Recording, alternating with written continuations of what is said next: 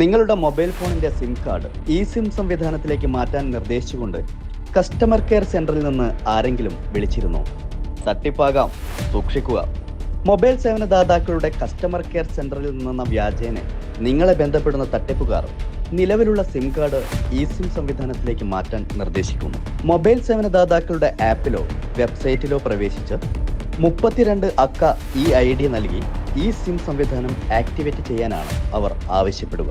ഇങ്ങനെ ആക്ടിവേറ്റ് ചെയ്യുന്നവരുടെ ഇമെയിലിലേക്ക് ലഭിക്കുന്ന QR കോഡ് തങ്ങൾ നൽകുന്ന വാട്സപ്പ് നമ്പറിൽ അയച്ചു നൽകാനും അവർ നിർദ്ദേശിക്കുന്നു. QR കോഡ് ലഭിക്കുന്ന തട്ടിപ്പുകാർ തന്നെ നിങ്ങളുടെ പേരിൽ ഈ സിം ആക്ടിവേറ്റ് ചെയ്യുന്നതോടെ നിങ്ങളുടെ സിം കാർഡിന്റെ പൂർണ്ണ നിയന്ത്രണം അവരുടെ കൈകളിൽ എത്തുകയും നിങ്ങളുടെ കൈവശമുള്ള സിം പ്രവർത്തനരഹിതമാവുകയും ചെയ്യുന്നു. 24 മണിക്കൂറിനുള്ളിൽ മാത്രമേ നിങ്ങളുടെ ഈ സിം പ്രവർത്തനക്ഷമം ആവുകയുള്ളൂ എന്ന് തട്ടിപ്പുകാർ നിങ്ങളെ അറിയിക്കുന്നു. ഈ സമയപരിധിക്കുള്ളിൽ നിങ്ങളുടെ മൊബൈൽ നമ്പറുമായി ബന്ധിപ്പിച്ചിട്ടുള്ള എല്ലാ ബാങ്ക് അക്കൗണ്ടുകളുടെയും നിയന്ത്രണം അവർ ഏറ്റെടുക്കുന്നതോടെ തട്ടിപ്പ് പൂർണ്ണമാകും.